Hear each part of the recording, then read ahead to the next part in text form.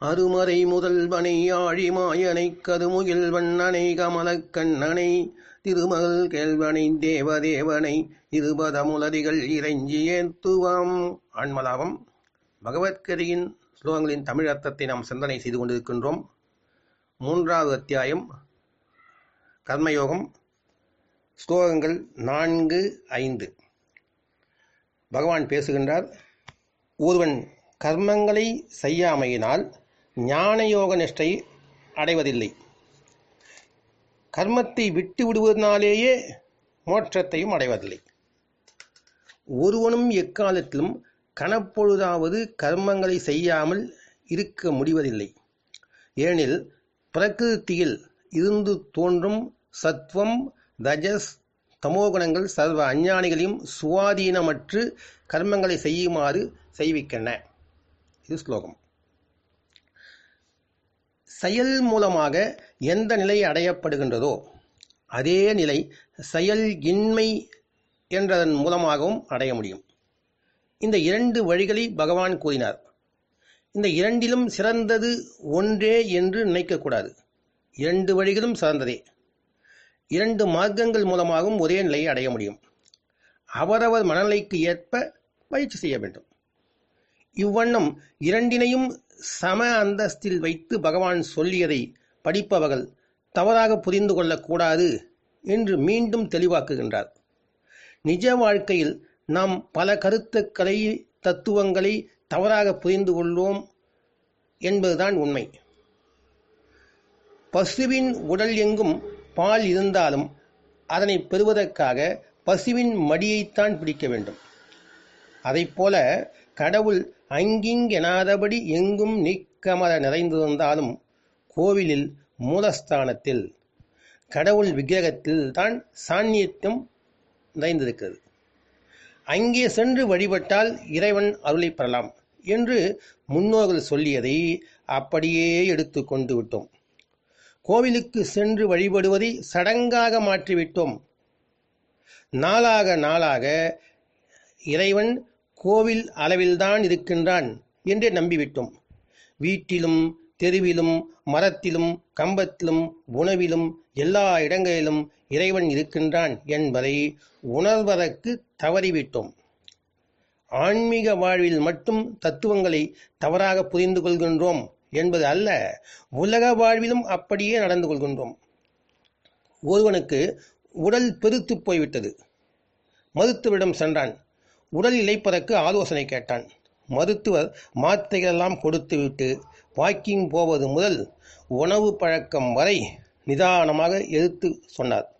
எல்லாவற்றையும் கூறிவிட்டு இரவில் 2 கோதுமை சப்பாத்தி சாப்பிட்டு வா என்று அறிவுரைகள் சொன்னார். வந்தவன் முழுவதும் கேட்டுவிட்டு பிறகு டாக்டரிடம் சந்தேகம் ஒன்று கேட்கலாமா என்று அனுமதி கேட்டான். டாக்டர் கேள் என்றார். அவன் கேட்டான், இரவில் 2 சப்பாத்தி சாப்பிடச் சொன்னீர்கள், அதை உணவு உண்ட பிறகு சாப்பிடுவதா அல்லது சாப்பாட்டுக்கு முன்பு சாப்பிட வேண்டுமா என்றான். டாக்டர் தலையில் அடித்து கொண்டார். அவன் புரிந்து கொண்டதை பார்த்து. செயல் இன்மை பற்றி நாம் என்ன நினைத்துக் கொண்டிருக்கின்றோம்? உடலால், கை கால்களால் வேலை ஏதும் செய்யாமல் இருப்பது செயலற்ற நிலை என்று நாம் நினைத்துக் கொண்டிருக்கின்றோம். சோம்பேறி கூட எந்த வேலையும் செய்வதில்லை. நோய்வாய்ப்பட்டு படுத்த படுக்கையாக இருப்பவன் கூட எந்த கர்மத்தையும் செய்வதில்லை. அப்படியானால் இவர்கள் எல்லாரையும் செயல் இன்மையில் இருப்பதாக எடுத்துக்கொள்ளலாமா? பகவான் தெளிவாக்குகின்றார். கர்மத்தை செய்யாததால் செயல் இன்மையை, அதன் மூலம் சமாதியை அடைந்துவிட முடியாது. செயலை ஒதுக்கி விடுவதால், தள்ளி விடுவதால், செய்ய வேண்டிய செய்யத்தக்க கர்மங்களை செய்யாமல் இருந்து விடுவதால் செயல் இன்மை என்பது சித்திக்காது, அடைந்துவிட முடியாது. செயலை ஒதுக்கி விடுவதால், அதாவது விட்டு விடுவதால் செயல் இன்மை என்ற ஞான மார்க்கம் வந்துவிடும் என்று பல பேர்கள் துறவிகளாக ஆகிவிடுகின்றார்கள். உண்மையான துறவு அதுவல்ல. செயலை விட்டு விடுவது செயலற்ற நிலையாகும். செயல் இன்மை ஞான மார்க்கம். அது செயலை கடந்த நிலையாகும். செயலை விட்டுவிடுவது வேறு, செயலை கடந்து போவது வேறு. இரண்டுக்கும் வேறுபாட்டை புரிந்து கொள்ள வேண்டும். சோம்பலால் வருவது செயலற்ற நிலை. நாமே விட்டு விடுவது செயலற்ற நிலை. கர்மம் தானாக விடுபட வேண்டும், அது செயலின்மை. செயலற்ற நிலையில் கர்மத்தை விட்டு விடுவதில் முயற்சி இருக்கிறது. செயல் கடந்த நிலையில் முயற்சி எதுவுமே இல்லாமல் கர்மம் தானாகவே விடுபடுகிறது. செயல் அற்ற நிலையில் மனதில் பற்று முழுவதும் விடுபட்டிருக்கிறது. விகற்பமற்று இருக்க முடியாது. செயல் கடந்த நிலை என்பது மனதிலே துறவு வேண்டும், மனத்துறவு. செயல் நடைபெற்றாலும் செயலை விட்டுவிட்டாலும் நம்முடைய மனதில் எந்த விதமான சஞ்சலமோ விகற்பமோ இருக்காது, ஏற்படாது. அதுதான் செயல் கடந்த நிலை. செயல் இல்லாத நிலை, செயல் அற்ற நிலை என்பது உடலை சார்ந்தது. செயல் இன்மை என்பது மனதை சார்ந்தது. உண்மையான துறவு செயல் செய்வதன் மூலம்தான் சித்திக்கும். பழுத்த தென்னை ஓலை மரத்திலிருந்து விழுவது போல, பழுத்த கனி உதிர்வது போல, பழுத்த பின்பு மரத்திலிருந்து பிரியும் போது மரத்திற்கோ கிளைக்கோ கனிக்கோ அந்த ஓலைக்கோ எந்த விதமான காயம் ஏற்படாது. காயம் ஏற்படாமல் பிரிந்துவிடும். பச்சையாக இருக்கும் ஓலை அல்லது காய் மரத்திலிருந்து பிரிக்கும் போது சிராய்ப்பு ஏற்படுகிறது, கீறல் ஏற்படுகிறது. செயல் இன்மை என்பது கர்மங்கள் தானே விடுபடும் நிலை. நாம் ஒதுக்கி விடுவதால் வரும் நிலை அல்ல. நம்முடைய சிறு வயதில் கோலி, பந்து போன்ற விளையாட்டுகளை நாம் விளையாடி இருக்கிறோம். இப்போதும் ஆட முடியும். ஏன் ஆடவில்லை? அந்த விளையாட்டை நான் ஒதுக்கவில்லை, அது தானாகவே விடுபட்டு விட்டது. இதைப்போல கர்மங்கள் வேள்வியாக பலனை எதிர்பாராமல் செவ்வனே செய்யப்படும் போது தானே விடுபட்டு செயலின்மை உருவாக்கும். இதுவே சிறந்தது. செயலின் மூலமாக செயல் இன்மை அடையப்பெற்றால் நிலைத்து நிற்கும், இடையில் தடுமாற்றம் வராது. ஏன் செயல் மூலமாகத்தான் அடைய வேண்டும் என்றால், உலகில் நம்முடைய சுபாவம் எப்போதும் சும்மா வெறுமனே இருக்க முடியாது. செயல் இன்றி நாம் இருப்பதே இல்லை. இதையும் புரிந்து கொள்ள வேண்டும். உலகில் எவரும் கணப்பொழுதும் எந்த ஒரு செயலையும் செய்யாமல் இருக்க முடியாது. கையால் கால்களால் செய்வது மட்டும் வேலை என்று நினைக்கக்கூடாது. மனதால் சிந்திப்பதும் வேலைதான். அப்படி இருக்க க்ஷண நேரம் கூட எந்த மனிதனும் கர்மம் செய்யாமல் இருப்பது சாத்தியமல்ல. ஞானிகள் செயல் இன்மையில் இருப்பார்கள், அது வேறு விஷயம். ஏனெனில் பிரகிருதியில், அதாவது இந்த இயற்கையின் அடிப்படை தத்துவங்கள் சத்துவம், ரஜஸ், தமஸ், அதாவது சத்துவகுணம், ரஜோகுணம், தமோகுணம், இந்த மூன்றும் மனிதனை க்ஷண நேரமும் சும்மா இருக்க விடுவதில்லை. வேதாந்தத்திலும் பிரகிருதி இயற்கையானது முக்குணமயமாக இருக்கின்றது என்றே சொல்லியிருக்கின்றது.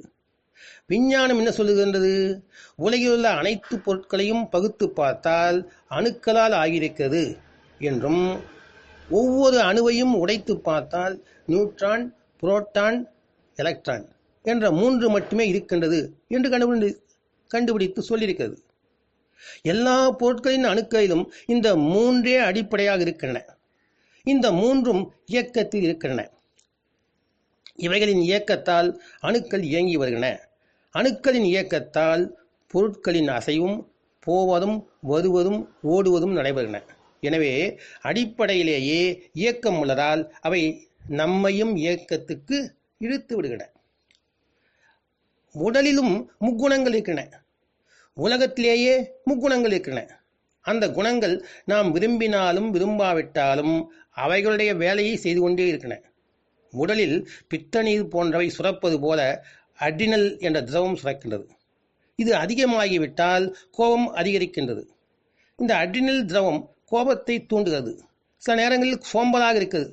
சில வேளைகளில் சுறுசுறுப்பாக ஓடி ஓடி வேலை செய்கின்றோம். தொடர்ந்து 10 நாட்கள் வேலை செய்தால் உடம்பு தானே களைத்து விடுகிறது. செய்வதற்கு மனம் ஒத்துழைத்தாலும் உடல் ஒத்துழைப்பதில்லை. கோபத்தின் பக்கமாக சில சமயம் சாய்ந்து விடுகிறோம். சில சமயங்களில் சோம்பலில் விழுந்து விடுகிறோம். மீண்டும் வேலையில் மூழ்கி விடுகின்றோம். இந்த முக்குணங்கள் அவற்றின் வேலை செய்கின்றன. இதை புரிந்து கொண்டு இந்த முக்குணங்களில் விழாமல் அவைகளின் பக்கம் சாயாமல் பேலன்ஸ் செய்து பழக வேண்டும். சமமாக இருப்பதே பேலன்ஸ். கோபத்திலும் விழக்கூடாது, சோம்பலிலும் விழக்கூடாது. அதற்காக தொடர்ந்து வேலையே செய்து கொண்டும் இருக்கக்கூடாது. சமப்படுத்தி கொண்டே வேலை செய்தால் முக்குணங்களிலிருந்து விடுபடலாம். இந்த முக்குணங்கள் ஏதாவது ஒரு பக்கம் நம்மை இழுத்து கொண்டே இருக்கும். அது அவைகளுடைய சுபாவம். மந்தமாக இருப்பது தமஸ், அதாவது தடுக்கக்கூடிய சக்தி, அது எலக்ட்ரான். ஓடிக்கொண்டே வேலையில் ஈடுபட்டு கொண்டே வேலை வேலை என்று ஓடுவதே ரஜஸ், அதாவது புரோட்டான். புவி ஈர்ப்பு சக்தி பூமியுடையது. அந்த புவி ஈர்ப்புக்கு எதிராக நம் பூமியில் எம்பி குதித்தால் காலை உடைத்துக் கொள்வோம். முக்குணங்கள் அவற்றின் வேலையை செய்யும் போது நம்மையும் அதில் இழுத்து விடுகின்றன, அதற்கு உட்படுத்தி விடுகின்றன. மயங்கிய நாமும் சும்மா இருக்க முடிவதில்லை. முக்குணத்தையும் சமப்படுத்தாமல் துறவியாகி விடுவதால் செயலற்ற நிலையே உருவாகிறது. அதாவது முக்குணத்தையும் சமப்படுத்துவதில்லை, ஆனால் துறவியாக மட்டும் ஆகிவிடுவது. இதனால் மனம் தெளிவடைவதில்லை. அந்த துறவியின் கண்களில் தீட்சண்யம் பிறக்காது. உள்ளத்தில் ஏதோ சோகம் நிழலாடுவது தெரியும். சமப்படுத்திய பின்னால் முக்குணங்களும் விடுபட்ட நிலை செயல் இன்மையில் சேர்ந்துவிடும். இதில்தான் ஆனந்தம் இருக்கும். சமப்படுத்தாமல் துறவியானால் கண்களில் தீட்சண்யம் இருக்காது. அவர்களுடைய மனதில் பார்த்தால் ஏதோ ஒரு சோகம் நிழலாடுவது தெரியும். ஹிப்னாட்டிசம், மெஸ்மரிசம் என்பதை கேள்விப்பட்டிருப்பீர்கள். மனதின் 2 பகுதிகள். ஒன்று மேல் மனம். அந்த மேல் மனம் உணர்வு மனம், கான்சியஸ் மைண்ட். மற்றொன்று அடி மனம், அதாவது உணர்வற்ற மனம், சப்கான்சியஸ் மைண்ட் அல்லது அன்கான்சியஸ் மைண்ட். ஹிப்னாட்டிசத்தின் மூலம் செயற்கையாக மனிதனை ஆழ் உறக்கத்திற்கு கொண்டு சென்று அந்த அன்கான்சியஸ் மைண்ட், உணர்வற்ற மனதை எழுப்பி விடுவார்கள். இந்த உணர்வற்ற மனதில் எந்த கட்டளையை பிறப்பிக்கின்றார்களோ அதுவே அந்த மனிதன் எழுந்த பிறகு அந்த கட்டளை அவனை செயல்பட வைத்துவிடும்.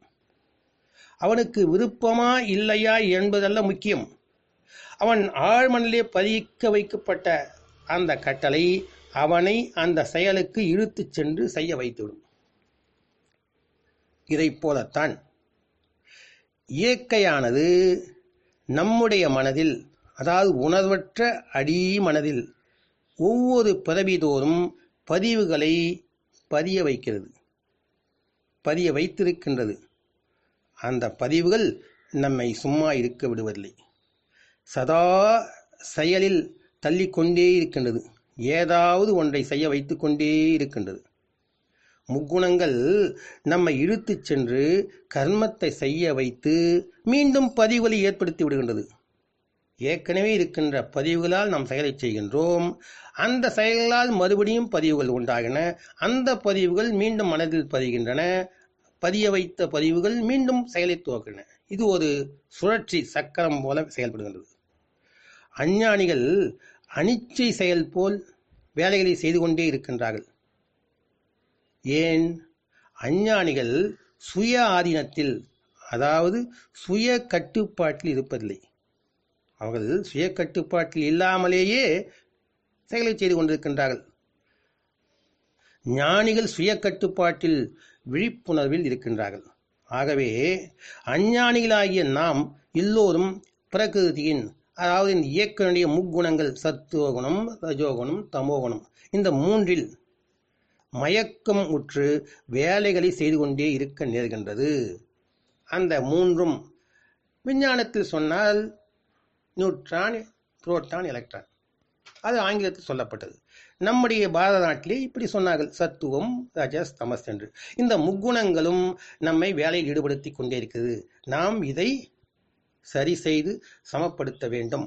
அப்பொழுதுதான் அதன் கட்டுப்பாட்டில் நாம் வெளியே வர வேண்டும். நாம் இப்பொழுது அந்த முக்குணங்களின் கட்டுப்பாட்டில் இருக்கின்றோம். அந்த கட்டுப்பாட்டிலிருந்து வெளியே வர வேண்டும். அது நம்மை கட்டுப்பாடு இல்லாமல் அதுபாட்டுக்கு செய்ய வைக்கின்றது. இதைத்தான் நாம் இந்த ஸ்லோகத்திலே புரிந்து கொள்ள வேண்டும். தொடர்ந்து பார்க்கலாம். ஓம் தத் சத் ஸ்ரீ கிருஷ்ணாய பரபிரம்மணே நமக.